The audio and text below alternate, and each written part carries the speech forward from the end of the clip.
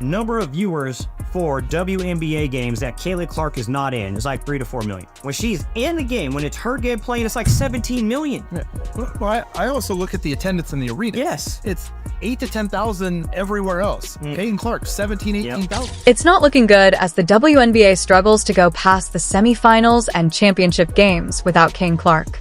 Growth of the game speaks for itself, but it's also in the numbers. Just look at the difference in All-Star votes compared to last year. Asia Wilson led with just under 100,000 votes, and this year Caitlin Clark is leading with a little over 700,000.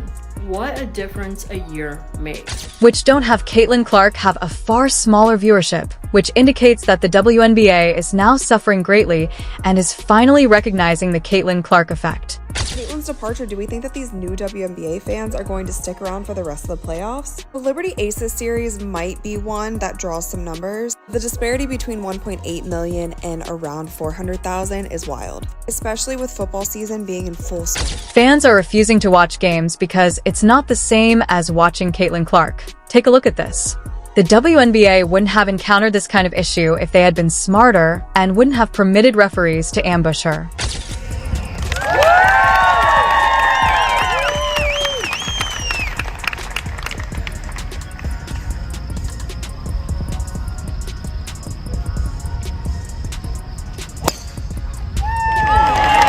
Clark proceeded to play golf, and judging on the number of spectators, it's safe to assume that the WNBA would have grown significantly if Caitlin had been in the playoffs at the time.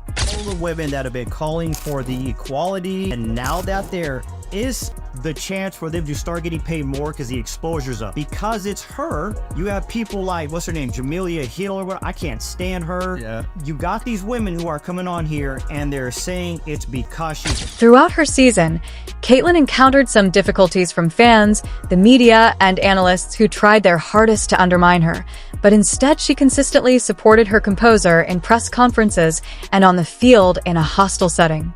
Caitlin dominated the league, and experts and fans looked like this, using every justification they could.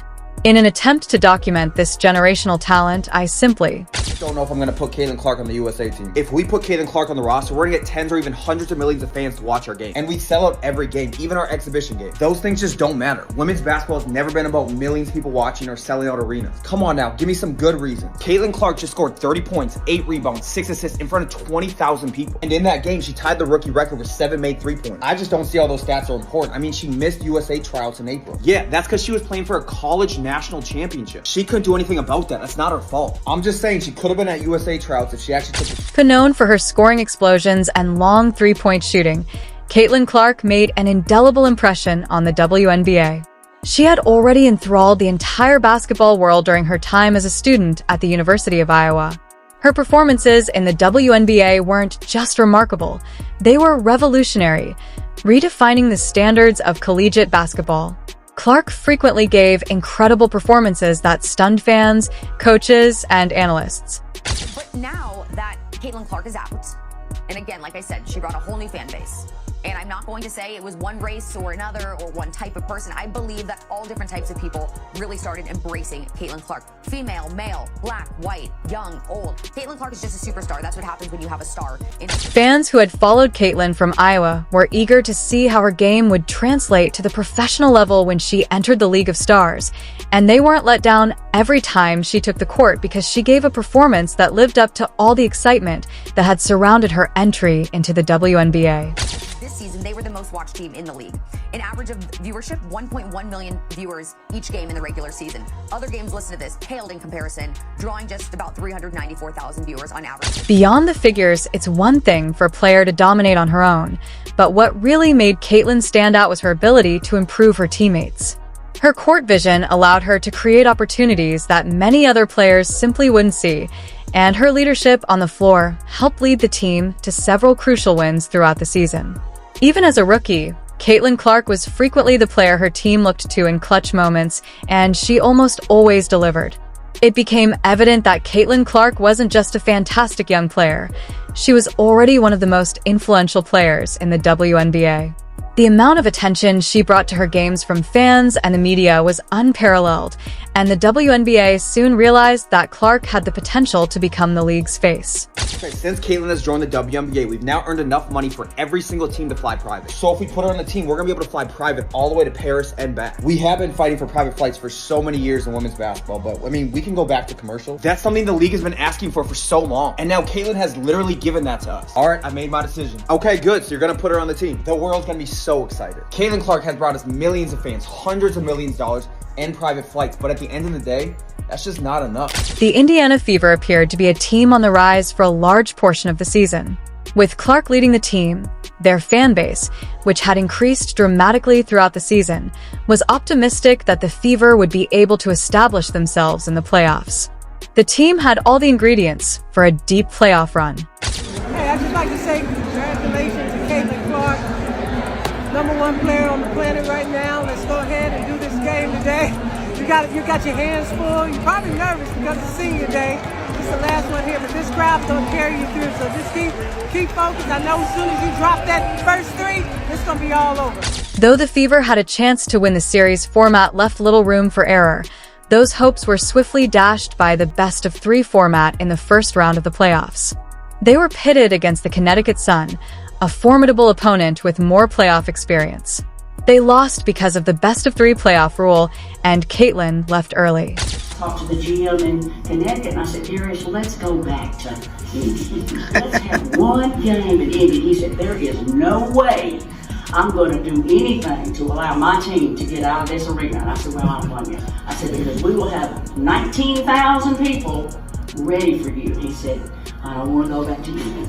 But our players deserved a chance to play. The absence of a home game was especially devastating for the Fever, who had one of the most devoted and passionate fan bases in the WNBA, frequently packing arenas with close to 20,000 spectators. That kind of home court advantage can make all the difference in a playoff series, especially for a young team like the Fever. In the end, the series felt like a missed opportunity, not only for the Fever but also for the WNBA as a whole. The league had lost one of its biggest stars far too early, and the rest of the playoffs would suffer as a result.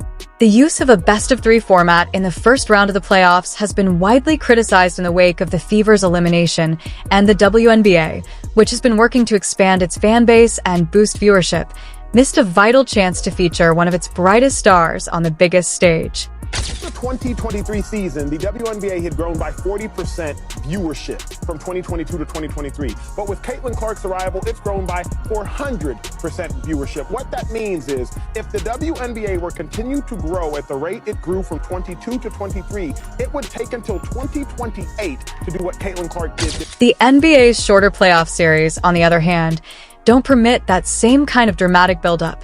A best-of-3 series can end before it truly begins, which is precisely what happened with the Fever. The NBA, for instance, uses a best-of-5 format in the first round of its playoffs, giving teams more time to adjust, recover from early life losses, and create drama throughout a series. The Fever might have had the opportunity to turn things around and return to Indiana to play in front of their home crowd, and to continue the Caitlyn Clark show for a few more games, but they were eliminated in just 2 games, taking a sizable chunk of the WNBA's playoff viewership with them. The WNBA is still working to secure a larger share of the sports landscape, so it's crucial to create as many marquee moments as possible in a longer series. Things that this group accomplished that, a lot of people probably didn't think was possible, one, to start the season, and 2, after the start we had to the season. So, yeah, it'll definitely be probably a little weird for me over the course of the first couple weeks, and then I'm sure I'll get bored and pick up a basketball again, so. Caitlyn Clark's exit from the playoffs had an immediate impact on the WNBA's viewership numbers during the regular season. In large part, this was due to Clark's performances, which made her the main draw for many casual viewers who may not have followed the league before. However, once the Fever subsided, those viewers started to tune out, and the numbers showed that even marquee matchups with other stars like AIA Wilson and Breanna Stewart couldn't sustain the same level of fan interest they were watching for Caitlyn Clark, and their interest waned without her. Noise that I don't really listen to, honestly, because I'm in season. I have other things that we need to worry about than what other people have to say. I have a scout, I have 11 other minds on my team and in my locker room that we got to make sure that we're on the same mindset. So I really can't give you the best answer on that because I really don't pay any attention to it. The WNBA has long struggled to compete with other major sports leagues in terms of television ratings and media attention, and Clark had given the league a much-needed boost with her on-court performances and growing media presence. However, with her out of the picture, the WNBA was once again confronted with the reality of its smaller, niche audience. The decline in viewership after her departure is a wake-up call for the league. Hey, I'd just like to say congratulations to Caitlin Clark, #1 player on the planet right now. Let's go ahead and do this game today. You got your hands full. You're probably nervous because it's senior day.